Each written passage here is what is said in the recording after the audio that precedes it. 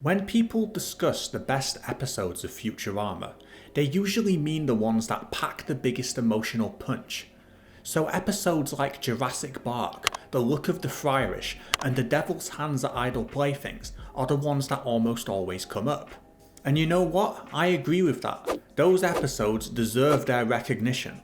Along with later episodes like The Late Philip J. Fry, they make you feel something, and they might even change your perspective on life. But Futurama is also a comedy. So today, I want to talk about the best episode of Futurama that is about just pure fun, The Prisoner of Benda. This episode ties together several different main plot threads. First, you have Benda's desire to steal the crown of the Robo-Hungarian Emperor, but nobody wants to help him do it. Then, you have Fry and Leela's relationship drama, where each of them is concerned that the other only values them for their appearance and not their real inner self. On top of this, you have various other characters who each want to know if the grass is truly greener for someone else. The exploration of all of these different storylines is made possible when the professor invents a body switching machine, and as you'd expect, there's a catch here. Once two people have switched, they can't switch back, but they can switch with another person. This results in a wonderfully fast-paced snowball effect where more and more people switch bodies, and it becomes harder and harder to work out who is who or how to get everyone back to being their original selves. Seeing someone have to act and talk through someone else's body is an inherently funny premise to begin with, but it's the way this episode constantly escalates that makes it a great time from start to finish. It focuses entirely on its comedy and doesn't let anything else get in the way of that. In some ways, this is standard practice for Futurama, as they've previously stated in interviews that they never let continuity or even just making sense get in the way of a good joke opportunity. It's seen in this episode in the way Hermes and Amy gain and lose massive amounts of weight within the space of a few hours. In this episode, the philosophy of jokes coming first is taken to a whole new level. Every single second of it is enjoyable. It is dense with jokes in a way you rarely see in anything. Take the opening sequence as an example.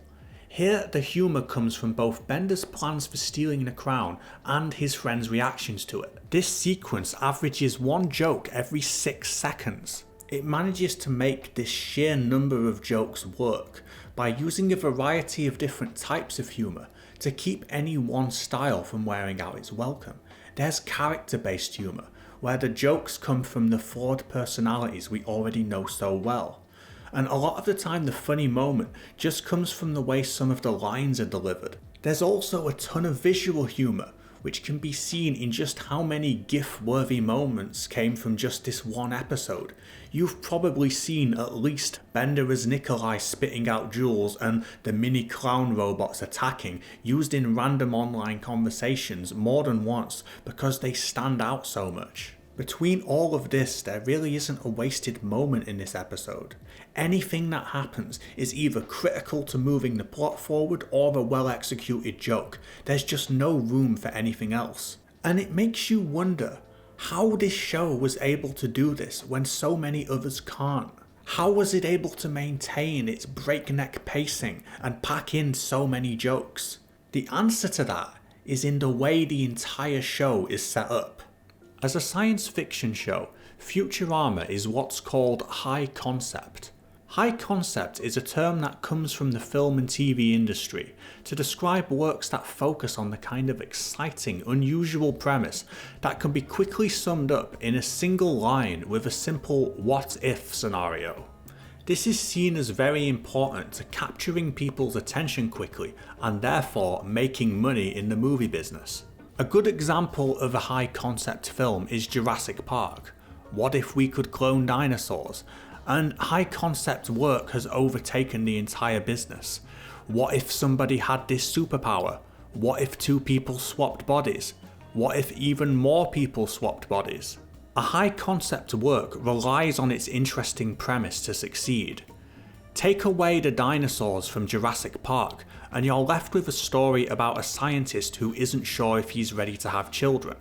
That could work, but you'd need to give that character a lot more depth and development to make that into a compelling story. This can be contrasted with low concept works, where the focus is instead on character drama because it has to be. It doesn't have an exciting hook to rely on. So most works of fiction end up relying on one of these things. Futurama, on the other hand, succeeds by doing both of these things. The characters in Futurama are enjoyable in their own right. Fry's self-deprecating humour, Leela's insecurity and quickness to anger, Benda's enthusiasm about all of his vices. Imagine what Futurama would be like if you stripped it of its science fiction elements, so that it's just a sitcom about people with these personalities. That would still be a pretty good show, but the combination is what makes it an incredible show. It can do both character-focused episodes, like Luck of the Fryrish and Devil's Hands, and pure comedy like this. In Futurama, most of the comedy comes from these characters, and the way they interact with each other and the science fiction concepts surrounding them. It's not body swapping that works so well here, it's these funny, lovable characters, and the way they all react to body swapping. It's the strength of these characters and how well established they are beforehand that allows an episode like this to exist. It means you can quickly move through comedic dialogue without having to stop to explain their motivations. And that's how an episode like The Prisoner of Benda is able to keep up lightning fast comedic pacing that most other shows just can't match. If you haven't seen this episode in a while, then it's definitely worth rewatching, because it's just as enjoyable no matter how many times you take it in. This episode, along with a few others, proves that you don't necessarily have to have a heartfelt emotional message to make something great. You can instead just have a relentless cascade of fun, surprising, individual moments that provides pure excitement. Thank you for watching my video, guys. I hope you enjoyed it. Click like if you did, and if you want to see more like it in the future, I'm going to be making a lot more. So subscribe if you want to catch them here. See you next time.